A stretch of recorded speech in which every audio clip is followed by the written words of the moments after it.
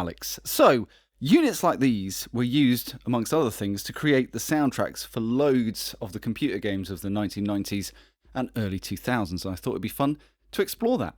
Let's go!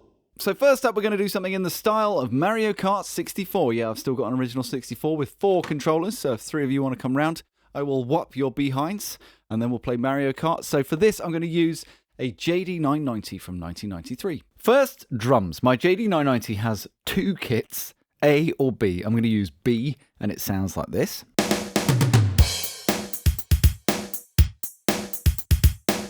I'll then overdub some bongos that sound like this.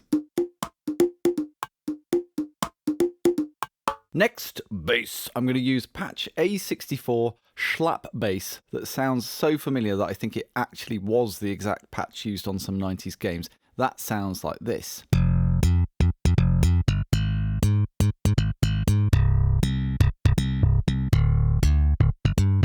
Next, I'm going to grab a pad sound and I'm going to use an unusually titled patch called Pain and Injury Keys that sounds neither painful nor hospital worthy. Here it is.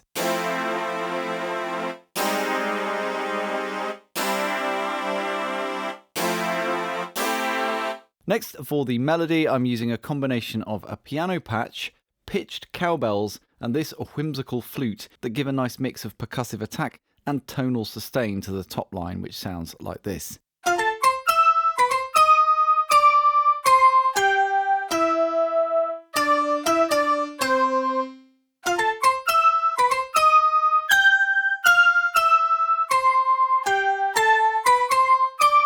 In the middle section, we'll bring in these strings for some variation.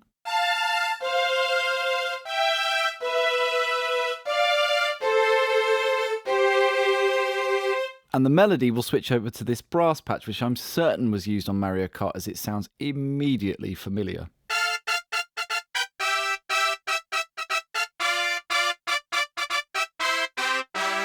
Now here's where it gets interesting. And when I say interesting, I probably wouldn't bring this up in casual conversation with a stranger in a supermarket.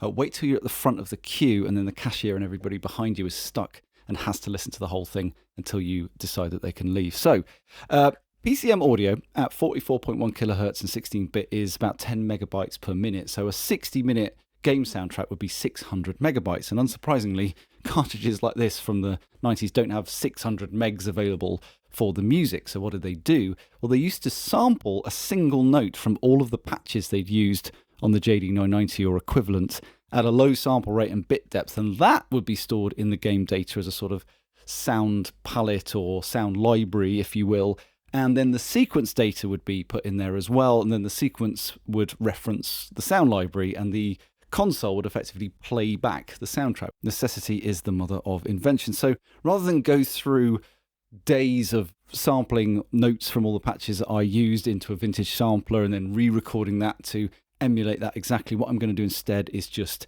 apply some bit reduction and sample rate reduction to my final mix. So let's listen to the end result.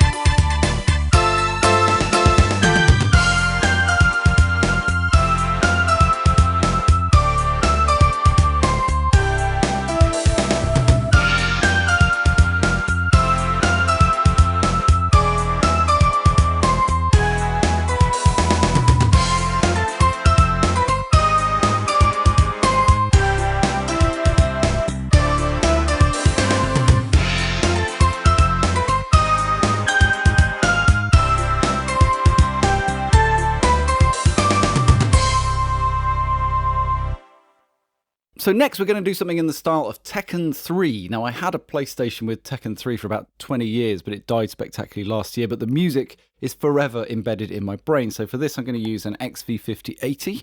Now Tekken was 97, I believe this came out in 2000, so the wrong thing to use. Right, well actually The 5080 was the successor to a line of romplers that went right back to the early 90s and contains a lot of the exact same sounds. So we should be able to do something pretty authentic with it. First up, drums. We want a big beat, break beat sort of sound, and so I'm using two kits. Firstly, the Way Hip kit that sounds like this. Then from one of the expansion cards in my unit, I'm going to layer in another kit of effects and samples, and then two more patches of effects, because effects are everything for this sort of style. Putting it all together sounds like this.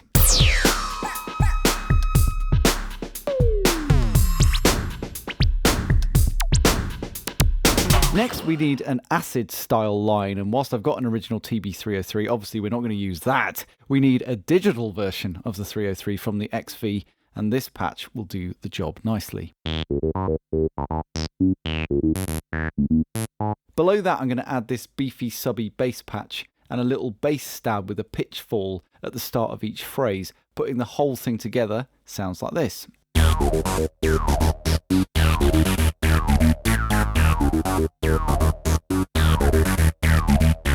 Next, we need some sequences. Firstly, I'm going to take this oscillator sync patch and automate the master volume up and down for a tremolo effect. Sounds like this.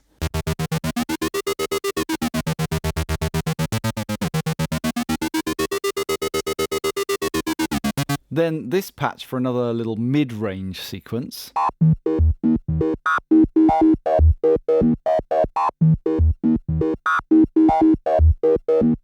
Then for my final sequence, I'll do some high range stuff with this patch and some rhythmic automation.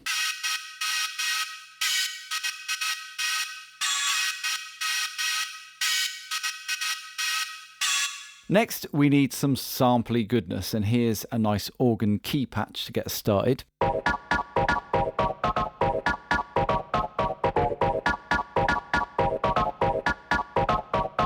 Then a load of guitar samples, power chords like this, and then funky guitar like this, which sounds very familiar, and I think this was actually used in the game. So the XV58 is 32-part multi-timbral, so I've saved all of the patches as one big bank. I'm going to record those in and then do the emulation of the resampling as we did with the JD990. Let's listen to the final result.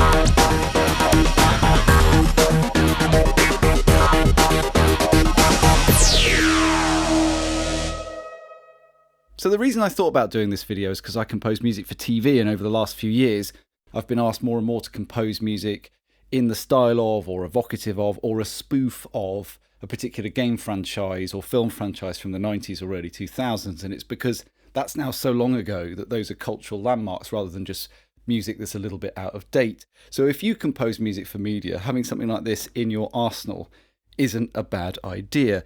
Now on the hardware front, there are loads of them out there. These two units are a bit more on the expensive end, but there are loads of alternatives, and the wonderful Don Solaris has done a family tree, so there's other units you can look into. The thing to consider that might catch you out is all the expansion cards, which is a whole universe, and if you're thinking that sounds like a right old faff, there are loads of software options as well. In the Roland Cloud, there's the JV1080, there's the XV5080, there's the JD800, which is the keyboard brother of the JD990. They've also done a lot of the SRX expansion cards, and in Xenology there's something called the Cult of the 990 as well. But the timing of this video is quite apt. Check this out.